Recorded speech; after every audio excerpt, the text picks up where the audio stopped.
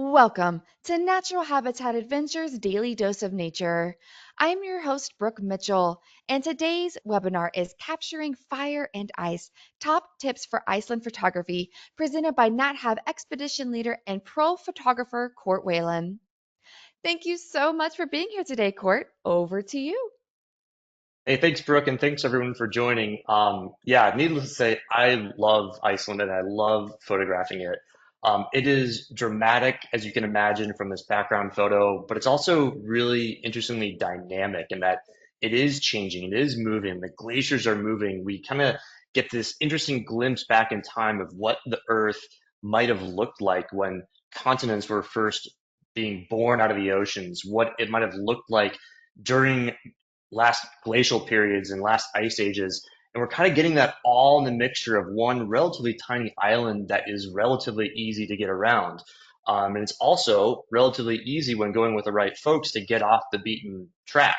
Um, at the end of the day, the landscape photography of Iceland is some of the absolute best in the world. But then it has this huge bonus of this idea of like adventure photography, and there's some really great wildlife, not a ton of wildlife, but those wildlife that are there, really amazing to photograph, like some of the best in the world to photograph when you do get that chance. So let's just go ahead and dive right into it.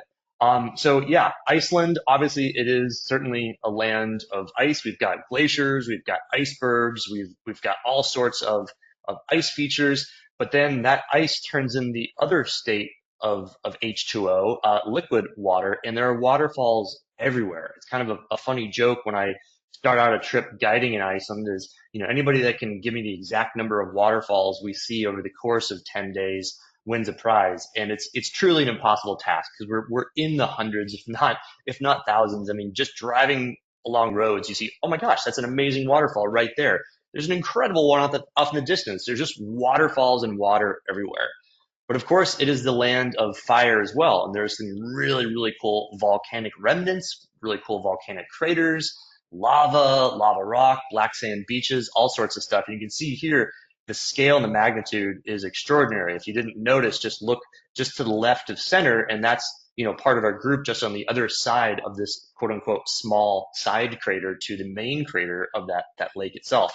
So there's a lot of incredible, impressive stuff to photograph, and there's a lot of ways to photograph it. And like I said, the wildlife is pretty darn great. Photographing puffins is something I could do all day, every day for 1,000 days straight and still not get sick of it because they're colorful, they're charismatic, they're beautiful. Not a lot of people in the world have great puffin photos, so it has that awesome dynamic of like a quest and something to strive for. It's like, oh, that's a better shot. Oh, an even better shot over there, an even better shot over there. So even though the wildlife might be few in number, the subject, the material itself is just outstanding.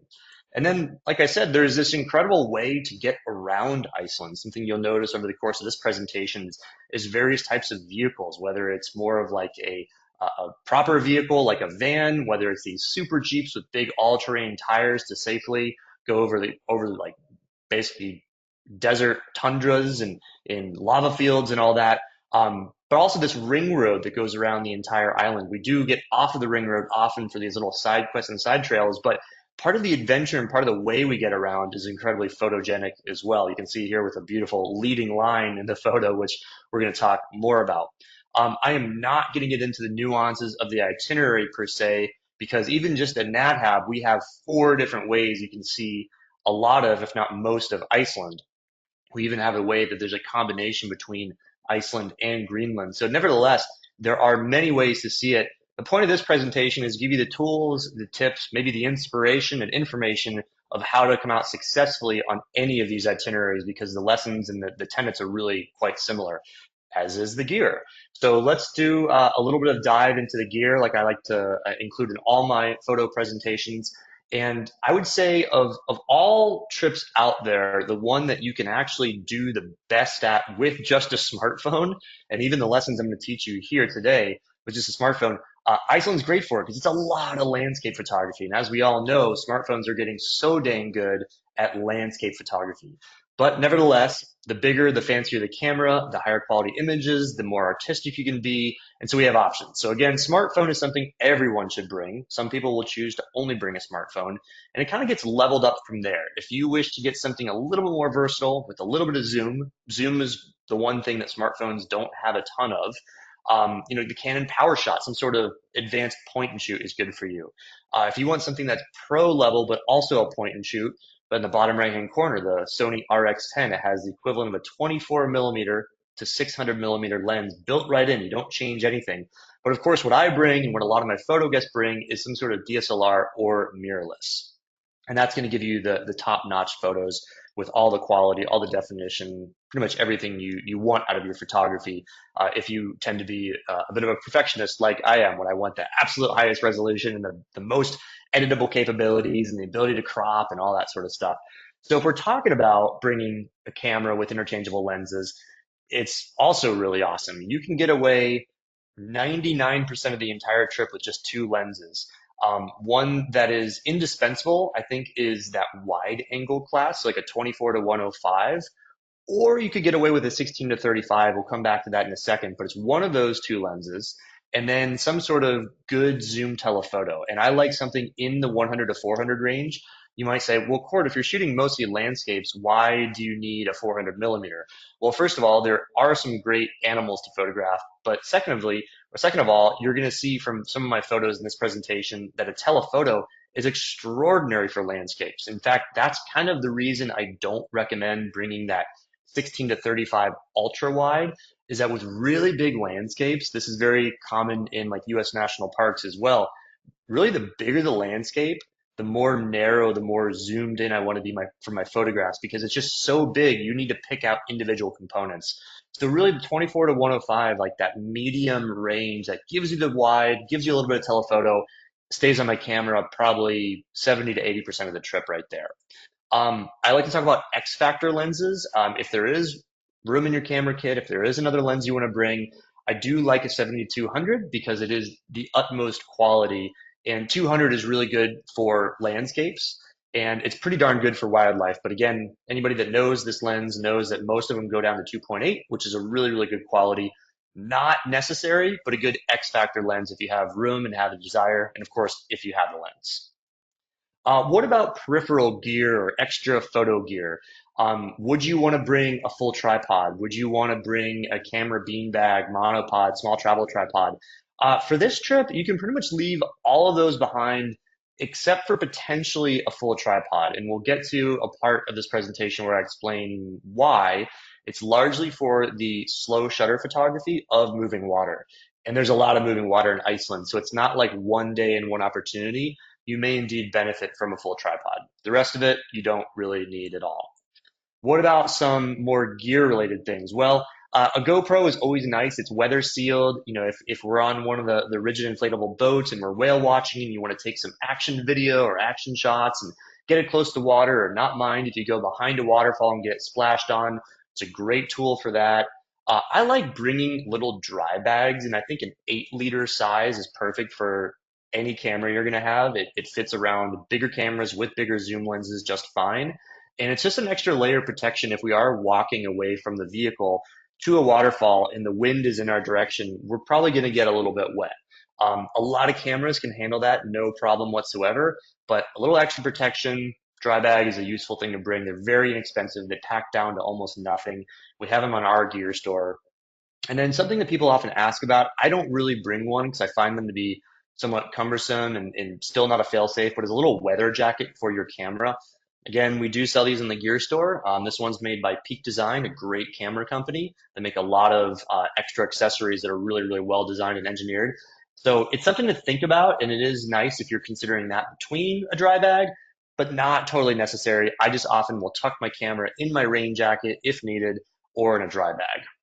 Okay. Oh, well, before I do that, let's go back to the backpack. People sometimes will ask me, do I need a completely waterproof backpack? Well, the term completely waterproof backpack is very subjective because there are some that you can literally swim with and it's that sealed.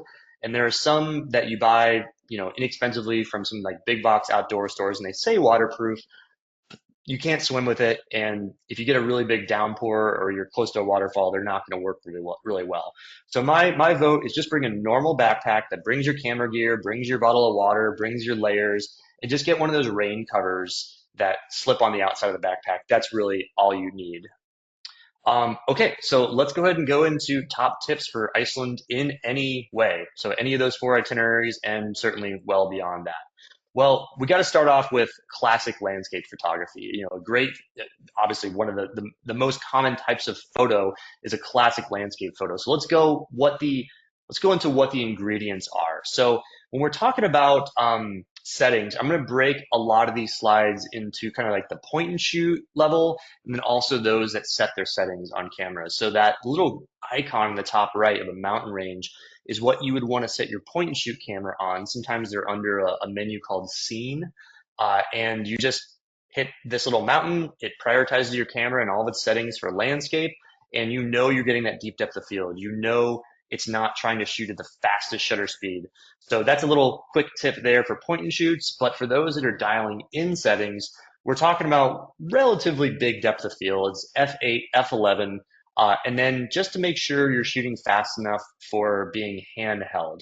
I do not shoot on a tripod for these types of scenes. There's plenty of light. You're going to be at a very, very low ISO for this kind of shot. Really, what I want you to think more of for your classic landscape photography, instead of the settings, is think about the composition. So let's come back to this photo, and I've got to start off with a really classic compositional rule, which is the rule of thirds, right? If you don't use this, or if you haven't heard of it, this is going to instantly elevate all of your photography very, very quickly. Is if you plan out your photos adhering to this breakdown of thirds instead of fourths or halves or fifths or some other weird fraction. If you break it down into threes, top to bottom, left to right, you're going to get a lot more aesthetic photo. And it does come down to rules of mathematics and a thing called the Fibonacci sequence. And I'm not going to go into those details. Just trust me, putting a little tic-tac-toe board over your photo like this helps you organize it in a way that the eye, the viewer, does find it more pleasing. So a couple of rules here. You can see the main landscape is in the bottom two-thirds, the sky is in the upper third. If you have an amazing sky, flip that. Put the landscape in the bottom third and the sky in the upper two-thirds. But what you want to try to avoid, unless you have a very, very specific reason for doing so, unless you can justify it to yourself, is you don't want to put that horizon line or the ridge of the mountains smack dab in the middle where it's halves, right? And then you can also think this photo is not maybe the best example of it, but left to right, is there any significance from the left to the right? You kind of see that green area. The people are spaced evenly across, sort of in the middle of that left two-thirds, and that right two-thirds is completely open.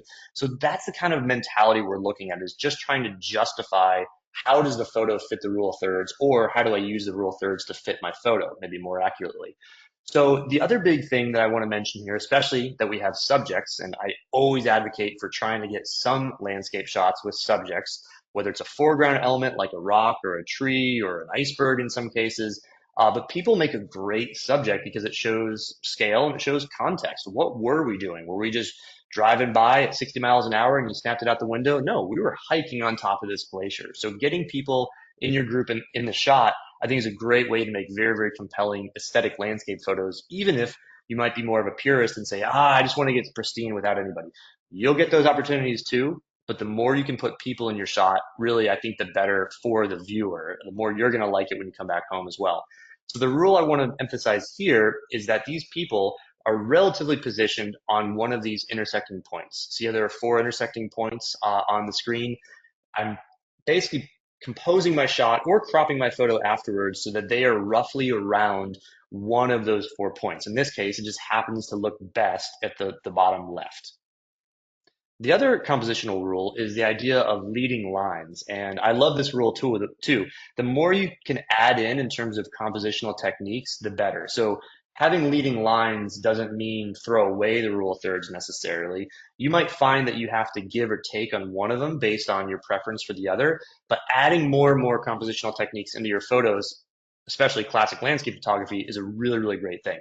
So what we have here is leading lines is essentially a way of you, the artist, getting the viewer's eye to meander through the photo. You want them to spend a little bit of time in your photo, see what you're trying to show them, and you do that through lines in the photo. And these aren't necessarily direct lines. These might be man-made, they might be natural, they might be the lines that people make or the lines that roads make.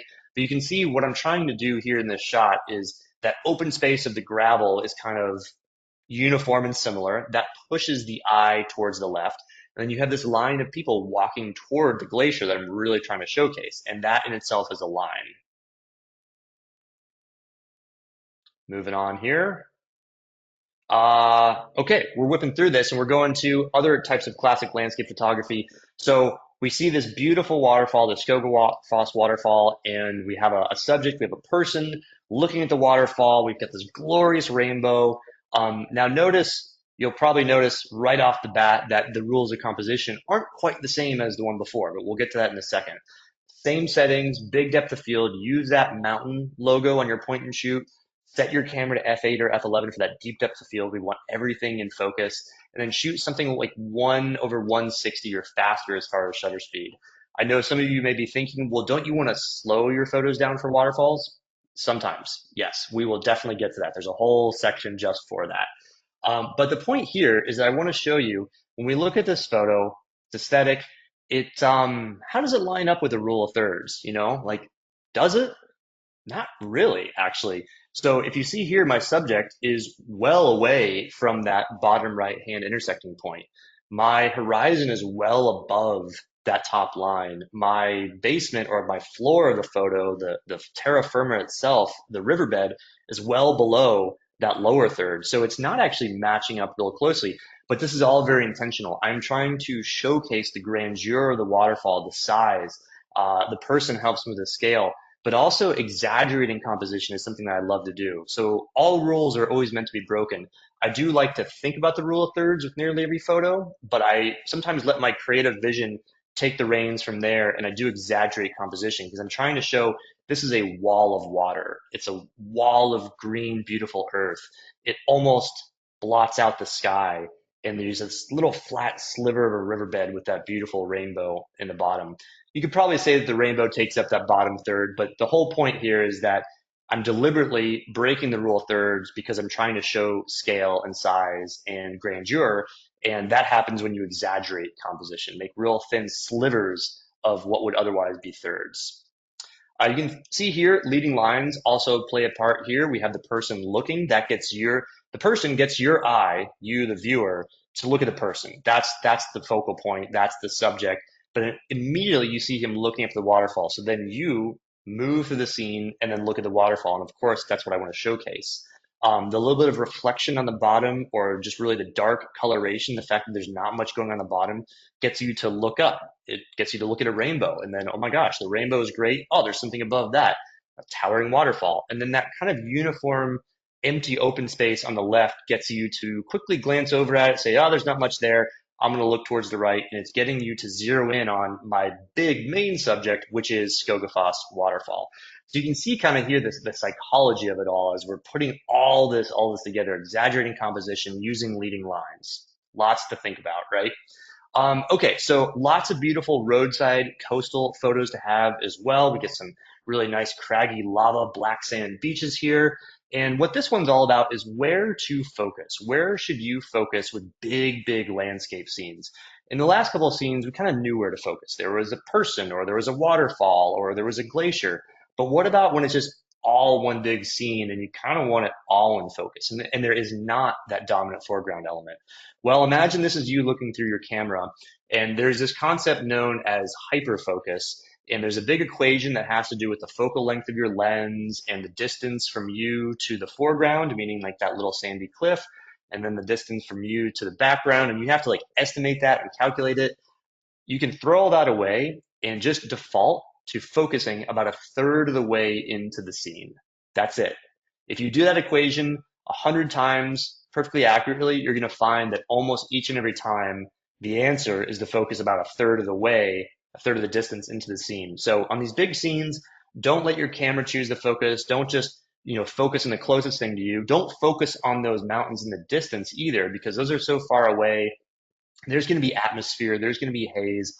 They're not going to be in crisp focus anyway. So if you focus on those, that's going to sacrifice focus on those nice jagged rocks. So again, third of the way into the scene, easy peasy. Another thing about Iceland that is extraordinary is really, really dramatic lighting. How to capture dramatic lighting in Iceland?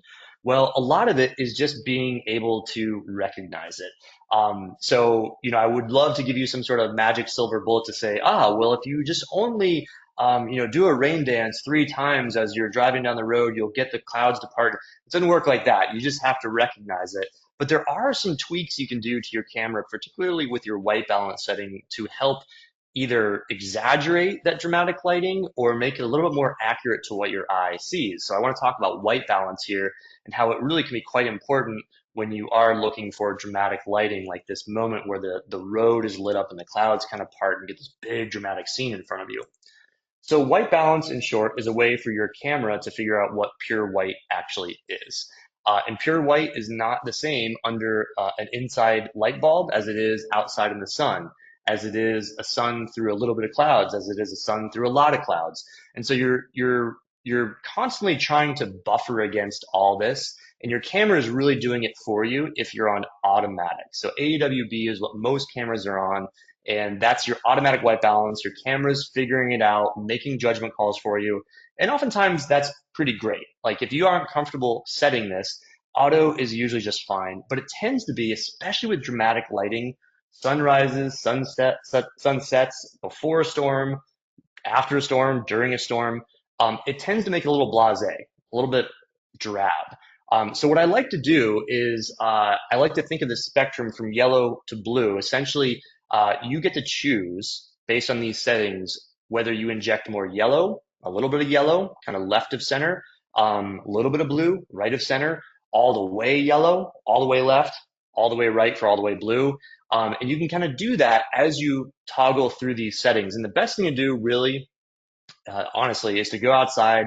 It might be this afternoon and just toggle through these under white balance. It sometimes is on your camera as WB, and just review the photos on your computer, not in the back of your screen, but on your computer, and see what it does to be different. Daylight injects a lot of blue into your photo. Shade injects a lot of yellow. Cloudy injects a little bit less yellow, but still a lot of yellow.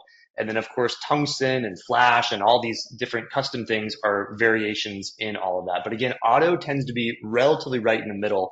So sometimes it might be the most accurate, sometimes it's a little bit boring. So let's look at this photo again. If we were to go all the way to the right and add a blue white balance, you can see how it's a little bit more blue. Still a good photo. If we were to go all the way to the left, much more orangey, much more sunsetty and dramatic. Sometimes you might want to just find something right in the middle where it's a little bit of both. You kind of aren't exaggerating on either side, but know that you can. And this is especially helpful when you have big billowing clouds and you have really dramatic filtered light. So keep that in mind for your dramatic lighting opportunities. Okay, switching to wildlife. This is a moment, so we're talking about whales here, obviously. This is a moment to say, sometimes some of the most compelling photos to show to your friends, to post online, to put on a blog, sometimes might not be that filling the frame shot that you're hoping for and expecting. Sometimes getting your wide angle out and showing the adventure, showing the group, showing how close that whale is, showing what the entire environment looks like, the viewer is going to have a lot more information to go on by a photo like this with the edge of the boat, the color of the jackets, the lenses of the phones, how many people were around you, where was that whale, was it close? They might ask you, how far was that whale? So I just want to step back for a second and recommend sometimes, getting the quote unquote best shot might be not what you think. Now, that all being said, of course, the thing that goes to our brains first is when we see a whale close, ooh, let's zoom in and let's focus on it and let's get a crisp, sharp focus. And that's great too. And a photo like this is great. There isn't as much of the storytelling element as the photo before. So I would recommend, when you are with people in a boat, be deliberately thinking like, how can I position them in the shot? Because I think it really does serve to put you there again when you're looking at the photo a month or a year or 10 years later. It shows your viewers, the people that you're showing these photos to, a little bit more of the context. Like, look, we were there and the whale was there. Whereas if they're only looking at your perception from the back of the camera, sometimes, again, it's kind of cool. You can see the barnacles and the whale, but there's less elements and just something to consider.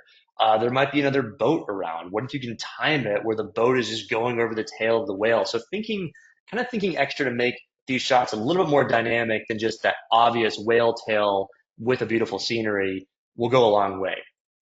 That being said, let me tell you how to get a whale tail with beautiful scenery because that's also a nice shot. Those other ones are far less technical. This one, what are we dealing with? Well, whales that are, displaying tails like this are diving. They're relatively fast, and we want in crisp, sharp focus. We don't really want any blur, whether it's the water, whether it's the movement of the tail. So for those with point and shoot cameras, the nice Running Man logo right there is the great thing to use. It's going to prioritize your camera for a really fast shutter speed. If you are using a fancier camera or you're dialing in your own settings, let's get you on a shutter speed priority mode or somehow get you to control your shutter speed. And we're looking really at something 1/800 or faster. And frankly, any old aperture is going to work. f5.6, f8, it doesn't really matter because that whale is going to be, less than half your frame, almost definitely. And therefore, you don't need to have that f11, f16, if you know what I'm talking about. So a good old average aperture, f5.6, f8, in order to get the speed and the shutter speed is the key thing there.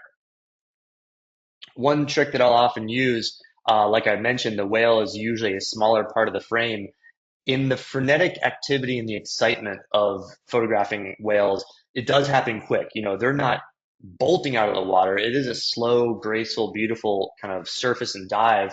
But in the couple seconds of having to turn left or turn right or figure out where your guide is pointing or telling you to look, it does mean that you need to be fast. So oftentimes what I'll do is I will not zoom my camera all the way in. I'll actually zoom out a good bit so that I can crop it later. I know that I'm going to have an easier time finding that whale and photographing it if I'm not zoomed all the way in like a sniper rifle. I can zoom out, turn my camera, see it in the frame, and ooh, much easier to focus, much easier to get that focus box on the whale itself. And I do recommend, speaking of focusing zones, if you're familiar, or if you're not familiar, it's good to become familiar, but you might want to think about going to an auto focus zone. What I mean by that, stay on autofocus, just like all shots that I do. But oftentimes, for most of my photography, I'm going to tell my camera that I only want the center box, that center square, to be my focusing point. Like, I'm not letting the camera choose which of those boxes to use. For whale photography, this is the one time that I might change it because on a really uniform ocean like we have here, or bay, really, it's kind of a fjord. It's going to give my autofocus mechanism, my camera, a really easy job to pick out the thing in that zone to focus on. So it allows you to focus just that split second faster. So with whale photography, I do often set a full zone autofocus to allow it to choose which box to focus on. It works really well for whales. Okay, moving on here. We have a nice Arctic fox portrait, gorgeous guy. And what are we thinking about with Arctic foxes? Now, I should say with a caveat, Arctic foxes are challenging to find at times. There are a couple places we know of some routine sightings. I don't want this to say that you're 100% guaranteed to see this exact guy in Iceland, but nevertheless, if you get the opportunity to encounter these beautiful mammals, really some of the only wild carnivores in the island is they tend to be a little bit patient or they tend to be very quick and fleeting. If you get a nice patient one that's curled up and sleeping a little bit, you can really have a heyday with camera settings. And what we often try to do, especially with wildlife photography, is get that shallow depth of field. Notice how that background really melts away. The distraction of the brush on the side is nice and blurred. It minimizes that distraction, but it also, because that's blurred, it makes that tip of the nose that much sharper. It makes the eyes that much sharper, the ears, the fur that much sharper. So having that nice shallow depth of field, this is the opposite of like landscape photography where we want a deep depth of field. Shallow is going to be your friend here. And for those with point and shoots, even with smartphones, you can go on portrait mode or usually demarcated by a little icon like this, of like a person's portrait. And that's going to prioritize all your camera settings to have a shallow depth of field for a wildlife. If you are setting your camera and setting your aperture, you really want to go to the lowest F number you can go. Technically, the terminology means it's the biggest aperture, but just to keep things simple and straightforward, the smallest F number. For many lenses, that's going to be f4 to f5.6. Some lenses, really, really pro lenses, will get down to f2.8, but oftentimes it's really the tip top pro level ones that do that. But I'm going to give you a little bit of trick here because even some of my lenses will only go down to f5.6, which is not a super shallow depth of field, but I do want that background blurred. So what do? I extend the background. I position myself in relation to the animal where that background can be as far away as possible. So in this exact instance, what I'm doing, I'm actually laying on the ground, so I'm not shooting at a downward angle towards the fox. I'm shooting almost parallel. So that way the background of the fox isn't the grass just next to it, if I was shooting down at it, but it's the grass many, many yards behind it. And so just a little illustration of the trick here. If you have, obviously you're the photographer on the left, and your subject, your fox, is in front of brush, you can have the shallowest depth of field imaginable, but that vegetation, that background is not going to be blurred. What you can do is you can swivel around and move around and choose your background, just like I was doing by getting down on my haunches to shoot across the grass. Because what that does, that means the background behind the fox is relatively distant. So every situation is a little bit different. It doesn't necessarily mean you have to kneel down if that grass or if that fox is on a grassy bluff, or if it's at eye level already, you don't have to do that. But just thinking, and this goes for all wildlife around the world, it's one of the best tips I can give you for all wildlife photography, is just looking at where your other options are for photographing.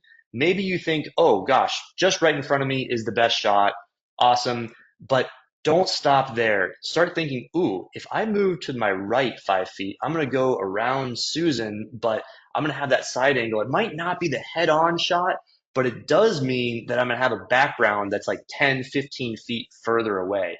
That is me a massive difference for lenses out there of any style, any sort of lens, no matter what kind of aperture you can dial in. So really, really big tip there is distancing that background by you physically pivoting around the animal. This goes with African safaris. This goes with polar bears. This goes with grizzly bears. Really, really big tip there. It also works with puffins. So again, what we want to do is to make the puffin even sharper is we want that background to be blurred. Same thing, portrait mode for point and shoots and iPhones, shallow depth of field. Um, we're looking at f4 to f5.6 as the number we're really hitting on here. We're extending that background. Okay. Look at the difference between that shot and this shot here. Notice how in the previous one I had a really nice distant background. It wasn't much. It was just a little bit distance, maybe 10, 15 feet. But with this next shot here, this is probably my first shot, to be honest. All of a sudden, I see that that grass, those sedges, it's really just right behind the puffin. And therefore, no matter what depth of field, no matter what F number I get at, it's not that blurred. And I ultimately don't think it's as good of a photo. Okay, photographing glaciers and ice. What are we looking for here? Well, we're looking for a few different things. One is we're looking for layers, kind of layers of complexity. It's really, when I say not good enough, as just sort of my subjective view, it's not enough to just photograph the glacier on its own or the tip of the mountain on its own. I think to make a really, really dynamic shot, you have to think about what are the many elements I can incorporate all at once. Can I incorporate that iceberg? Can I incorporate a vehicle? Can I incorporate people for a sense of scale and context? And I'm always looking for a foreground element, something that's, closer to me that I can use as a focal point, something that is kind of the anchor of the shot that adds balance to the composition here. And don't necessarily make it all about the glacier. Have the glacier be that feature in the background that really, really stands apart. So another example here, just to illustrate my point. Okay, great. We got a cool glacier. We got a nice mountain. We got some icebergs. We already have some layers. We already have some foreground elements. But to add scale and context, we look at this shot. Same one, just zoomed out a little bit more. And all of a sudden, now these two people standing on the edge of this glacial lagoon, all of a sudden, we really get it. And we really know where we're at. And we really can see the size and scale. How deep does this glacier lagoon go? How tall is that mountain? Well, it may not tell you how tall the mountain is, but you get the point. Another example here, beautiful additional iceberg shots in a glacial lagoon. You could treat this as a normal landscape shot. Put the rule of thirds over it. Middle third is all the texture, all the ice, all the glacier. Upper third sky, lower third water. We've got the layers. There's a sort of foreground element, but we don't have the scale and context necessarily. So how do we add that? Well, we put some people in the shot. And again, this webinar isn't necessarily supposed to be a you should put people in your shot for every photo webinar. I seem to have a lot of examples of this, but I do want to show you some outside the box thinking that really takes your photography to another level. And I think this is a great example here as well. Okay, so another component of our Iceland trips, comes in a variety of different ways, but is photographing from vehicles. This might be a vehicle like a motor coach or a small van. It might be one of our super Jeeps to go all terrain. It might be a helicopter on some of our itineraries. How do you photograph outside of vehicles when you may not be able to pull the helicopter over to the side of the road and land in that exact spot that you want to take the photo? Well, for those with point and shoots, that little running man mode is still very good because it maximizes your shutter speed. You know, no matter what vehicle you're in, there's gonna be some movements. You're trying to shoot on a fast shutter speed. But probably the biggest tip that I'm going to give you is minimizing reflection. So this is where I will take my lens hood off my camera and I will push the tip of my camera, the lens itself, all the way against the glass. So it's, you know, basically touching it. If there's a lot of vibration from the vehicle, the helicopter or the plane or whatever it might be, obviously don't do that because that's going to unsteady your shot. But if you can get it as close as possible, you're going to be amazed at how it minimizes reflection. You shoot 3 inches away, kind of it's safe and sound away from the glass in case there's a bump. Yes, it is safe. Yes, it is sound. But you're going to notice you're getting little lights. You're going to notice your clothes reflecting off of the glass. So getting it as close as safely possible is going to provide some really great results. And again, photo out of a helicopter, you really can't tell, right? So fast shutter, 1/1000 if you're setting your own. And then also going back to the other lesson with the whales, shoot knowing you're probably going to crop later. So shoot a little bit wider. You know, you're not going to be perfectly level. You know, you might be jostled around as you're trying to get in a position. And being able to zoom in and straighten your photo after the fact by shooting a little bit wider than you think you need to will pay big dividends. Photographing braided rivers from the sky is something that we have on our sort of top level photo trips, and it's such a great thing to do. My advice here is have the most versatile lens and camera possible. So 24 to 105 is fantastic, 24 to 120. If you have one of these multi-purpose lenses like a 24 to 240, that's fantastic. Consider shooting in burst mode. So set your drive motor to a really fast drive motor. So you're taking like many photos per second per unit time. And you're going to notice that you will like some of those photos and not like others. Meaning having those extra photos is going to really, really help when photographing small little minute differences in where this exact color goes, where this exact reflection, where this exact little braided part fits in the composition of your scene. So shooting a lot of photos in burst mode is definitely advisable. And for those that are into editing, a little dehaze editing is going to go a long way with shooting out of windows of things like helicopters, planes, even vehicles on the side of the road. Okay, I promised you we're going to get back into photographing waterfalls, and it's the slow shutter technique. You can see here we have that silky waterfall effect. This is one where, like I said, you're probably going to want to consider bringing a tripod if you're really into this thing.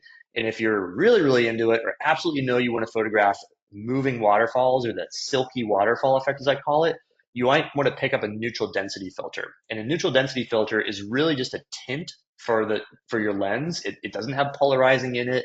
It doesn't have any sort of fancy filters. It's just truly to darken, mainly because you're going to be shooting, as you'll see here in a second, at very slow shutters during daylight time. So you can't actually compensate with your camera to minimize light the way you normally would. It's a weird problem to have because in photography, we're usually worried about not having enough light. This is having too much light. So again, neutral density filter, they're called NDs. You get a variable ND, and it's going to be your one-stop shop. You don't have to think about it. And then bringing some sort of tripod. So let's talk about how to do it.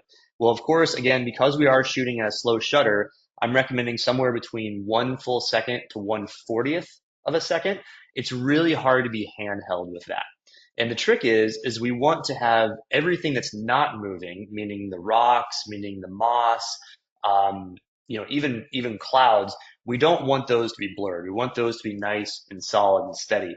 What we do want to be blurred is all the motion from that white water. And you can see here, maybe perhaps a better example, those rocks are tack sharp. So it gives you sort of that anchor and that structure so the eye isn't looking at this photo as, oh, that's just a blurry photo. Why are you showing me a blurry photo? Well, it's not. This is all intentional. The rocks are super crisp, really, really sharp, but then that water almost makes it look like a video and a photo combined. It provides that motion.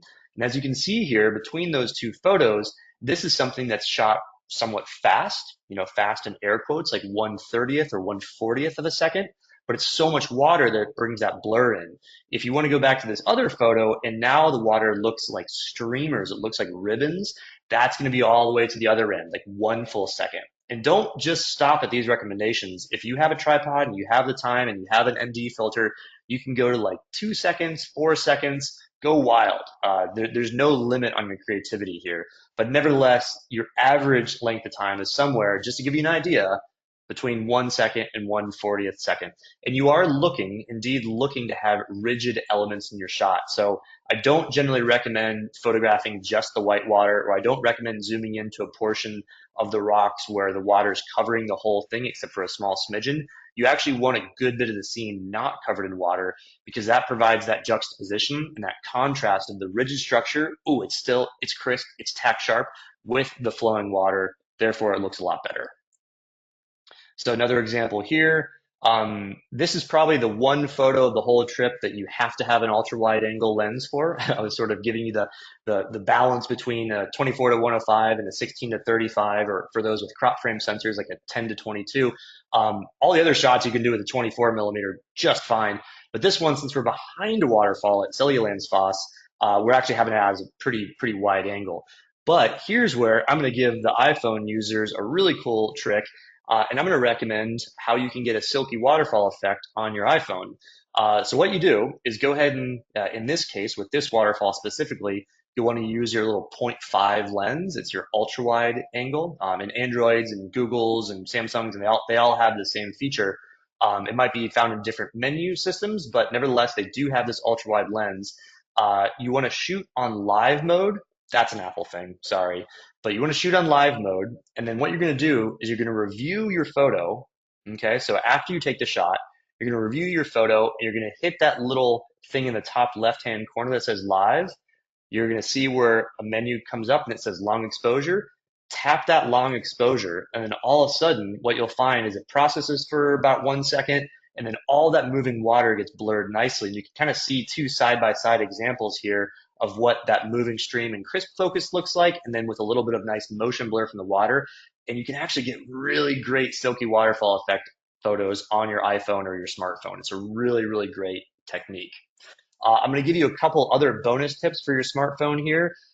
If you've, again, caveat, not every single smartphone is exactly like this, but I've found from guiding many trips and doing lessons like this, they're all pretty much the same, is if you wake your phone up and swipe left on the screen, it goes immediately to camera mode. Voila, super easy way to get to your camera right away.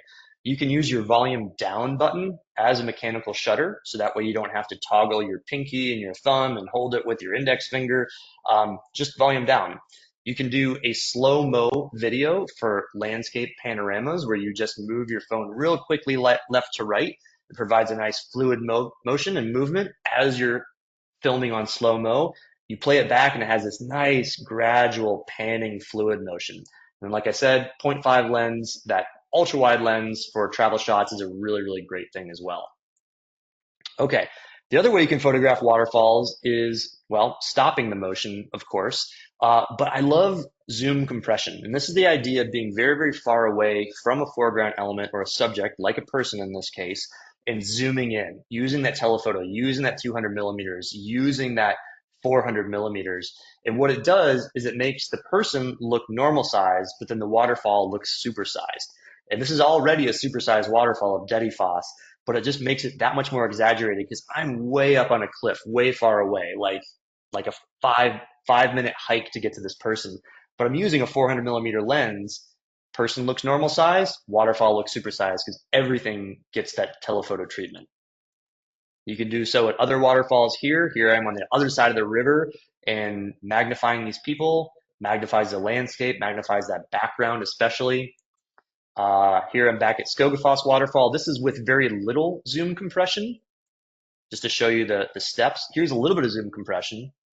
And what I mean by zoom compression is I'm just zooming in further. I'm not doing anything. I'm zooming in further. I may have to physically move myself back a little bit, but I'm just using more telephoto.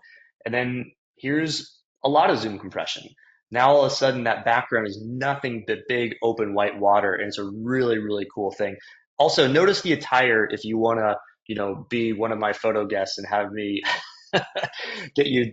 It's a really nice family photo. But you can tell if you want to get close to these waterfalls to photograph them, to be in photographs, it requires a little bit of rain gear. But hey, it is all good. So zoom compression is really great for anything. Waterfalls are of course one, but other landscapes as well. Here I am on the other side of a small volcanic crater, and this is with moderate zoom compression. Here I am just zooming a little bit into my group, and you can kind of see it makes that really cool effect. Here's what the original photo was. You saw this in the beginning, but I'm in the same place. And now, if I'm zooming all the way in, look at how cool that is. So it just magnifies that background and just makes it look like you're on Mars or the moon because of what zoom compression can do. Adventure photography is going to be the last few slides here, so start prepping your questions for me. With adventure photography, there's nothing fancy about it. It's really just documenting the experience. I, as a guide, am oftentimes, especially if I'm with a second guide, I might have the local guide be in the front and I'll be in the back, and I'll take, great photos of people walking in the line. It gives your viewer that sense of the put yourself here kind of moment. If you're in the back of the group and you want to get shots using an ultra wide iPhone shot like this, it just kind of gives you that sense of place. There are some really brilliant buildings and colors and windows, and just make sure you stop and look at everything from a photographic eye. This idea of travel photography, there's no right way to do it, there's no wrong way to do it, but there's something beautifully simple about so many of the buildings and the aesthetics of Iceland. If you see something, don't hesitate to stop and say, you know what? There's something interesting about those white windows, green grass, and yellow siding. I'm gonna see what I can do with this because these sort of opportunities are aplenty. Photographing vehicles with people for scale, photographing this moon-like landscape. This literally was the area that a testing ground for the 1960s lunar landing. They actually had one of the rovers here in the Askja volcano crater area, and just kind of showcasing the scale, whether it's showcasing the scale of your vehicles or of the landscape, the surroundings. There's so many opportunities to make with this idea of travel photography, just using these other tips like zoom compression, using these other tips like the rule of thirds, using these in all the rest of your photography, documenting the journey, just goes to show you that you can even make an outhouse in the middle of a volcanic desert something somewhat aesthetic. So with that, I thank you. I want to point you to our photo tutorial website, The Natural Photographer.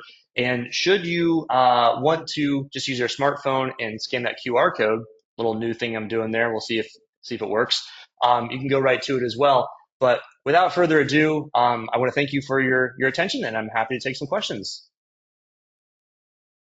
Wow, Court, thank you. That was awesome. Such a in-depth tutorial all the way around. And I know that I would love to get to Iceland and have my camera out as well. So everybody, if you see in your control panel, there's a little question mark there. If you have any questions, go ahead and put them in there. We have about 7 or 8 minutes left with Court. So go ahead and plop those in there. Um, okay, this is a good one. How do you meter for waterfall slash people images? What would you Yeah, say so that would be the metering way is to that? essentially, yeah, no, that's a great question. So metering is basically a way of saying, how does your camera choose the appropriate exposure? So generally, I just keep it on the same metering that I always have. But because I'm going to be there for a few minutes and I'm going to take multiple photos, like I guarantee you, your first photo is not the photo that's going to make it on your wall, or not the photo, not the best of your sequence. The first is very much a test shot. It's almost akin to like photographing the northern lights. You kind of have to get your bearings. You have to see how fast you want the water to be moving. So in that first test shot, it's going to give you a really good idea is, on whatever metering mode you normally use, do you need to increase exposure or decrease exposure? Generally, I don't have to do much. I might make small tweaks, but I would say I make those as much from an accuracy perspective, making sure it's looking like what my eyes are seeing, therefore it's beautiful to me, or I'm thinking on a really artistic level and I'm really brightening everything just to get this really weird artistic black and white look, or really darkening everything to get kind of this otherworldly look. So there's really, as far as the setting, it's the evaluative mode on Canon, like the matrix mode on Nikon. I think evaluative on Sony as well. It's just the sort of the normal, the whole screen smart intelligence exposure, but be ready to adjust. Great tips. Thank you so much. It's a relatively quiet audience, everybody, so feel free. We have some extra time here with the pro photographer, Court Whelan. I Let's see answered all here. their questions before they could even think about anything more. They're now fully versed in everything to know about Iceland photography. Excellent students, A plus. Yes, that we were getting a lot of compliments in here, Court. Okay, oh, this is a great one. How do you combat the overcast weather common in Iceland? Well, it doesn't have to be common. I mean, it can be. It's usually a mix of everything. Over the course of a 1 or 2 week trip, you get a lot. So, how do you combat it? Well, let's just say you're really stuck with a lot of gray clouds. That's going to change at some point. So the sun will come out at some point, and you're going to get those variety of photos too. But, for the day, for the couple days, um, if you don't think it complements the rest of your photo, like it's just this drab white or gray thing that is really distracting you or detracting from the photo, cut it out, zoom in, start doing some different stuff, fill the frame with just that one craggy, gnarly glacial foot. Fill the frame with just that little patch of verdant green grass surrounded by ice. If you don't want the sky in it, minimize that in the composition. Yeah, remember that exaggerated composition, like that Skogafoss waterfall early on when I was saying, hey, this doesn't fit to the rule of thirds. That was a gray day, and I just had it as a very, very thin sliver. I think it's important sometimes to have the sky because otherwise you might not get the undulating top of the waterfall or of the terrain. So it's important to have some of it, but just minimize it. And then start to think about really exaggerating composition. Only make that a really top little sliver of your frame, and just get creative with it. Fantastic. This next one, how common is it to photograph northern lights on our Iceland trips? It's a great question. Common enough that I almost thought about putting in the presentation, but not common enough that I didn't put in the presentation. So it's not uncommon. I've gotten trips with Northern Lights. It's not a major component. It is the cloudy weather that's the challenge. In addition, when we do most of our Iceland trips, it's the summer and there's a lot of light. We're at like what 63 to 66 degrees, and it's you don't really get any meaningful darkness until about halfway through August. So if you're on a departure from August 15th onwards, yeah, there's an elevated chance. Before that, you almost don't get anything past twilight at night, like at any point in the night. So yeah, if you're going in September or the fall, there's definitely a chance. It's right underneath the Aurora Oval. So Iceland as an island, as a place, as a country is well positioned. The only downside is that it's also surrounded by water that is liquid at all times of year. So even in the winter, it's surrounded by liquid water while the land is very cold. The ocean's quote unquote warm, like, 33 degrees warm. But that creates clouds. And so you do get clouds in Iceland, and that makes aurora viewing challenging. So I don't want to over encourage, but I don't want to under encourage either because there is a chance. And if you want to get tips and tricks on that, that link below where it says NatHow Traveler Resources Webinars, we have many webinars that I've done, that others have done, all about Northern Lights photography, the gear, the considerations, the shutter speed, the lens, all that stuff. Yes, and speaking of lenses, we have more questions about lenses. So, Ooh. what is your specific go-to lens for landscape photography? And then, if you could also elaborate a little further, are there any specific scenes that you would recommend the 70 to 200 millimeter lens as well? Somebody's debating whether or not to bring theirs. Great question. So my go-to lens is a 24 to 105, just because I need to have that wide angle. Um, but I will say the 70 to 200, I will use that lens anytime I can. And that's a weird way of saying it, but if you have that lens, you'll probably know what I mean. It's just such a good lens. It's so sharp. It, that aperture of 2.8 gives you so much creativity that if you can use it, you should use it. So yeah, obviously the difference between the 24 to 105 and the 70 to 200 is really on that telephoto end of the spectrum. And that's the bummer part about the 70 to 200 is it's very much in between. So if you need more than 200, well, you're out of luck. If you need less than 70, well, you're out of luck. You're kind of stuck there. But many landscape scenes do benefit from a 7200. That's why I was saying it's an X factor. It's not necessary, but you might get the shot or a handful of shots of the trip, like your favorite, your best with a 7200, because I think forcing yourself sometimes to compress that landscape, forcing yourself to have a more narrow field of view versus a big 24, 28, 35, or even wider, it kind of forces you to look a little bit smaller. Like this shot, I don't remember off the top of my head, but I'm pretty sure I'm at something around 100 millimeters. And the 72.8, because it's such a sharp lens, it's, I would always prefer to use that. So is it necessary? No. Does a 100 to 500 give you more versatility? Yes. Is the 7200 an awesome lens that I have trouble leaving at home? Also, yes.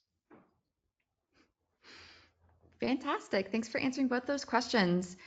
I think the last one we will take today, could you elaborate a little bit further on the cultural elements that are common to be seen on one of these trips? And have you successfully captured a troll in one of your photos? The trolls don't show up amazingly. I feel like I've seen so many, but just when I'm developing them and putting them in Photoshop, just poof, not there. It's really weird.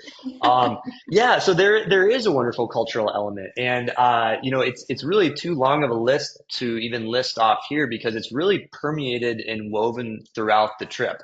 I wouldn't say it's akin to sometimes if you go on an African safari and you might visit a Maasai village and kind of get a tour of their homestead and that sort of thing. It's not quite like that per se, but we are with a local guide throughout that very likely was born and or lives their whole life in Iceland. So getting that local perspective, the local stories about the trolls and the fairies and the hidden people, and like, oh yeah, that's the rock where the hidden people live. It just so casually as you're driving by, it's like, oh, Ragna, tell me more about the hidden people, and then this beautiful story unfolds.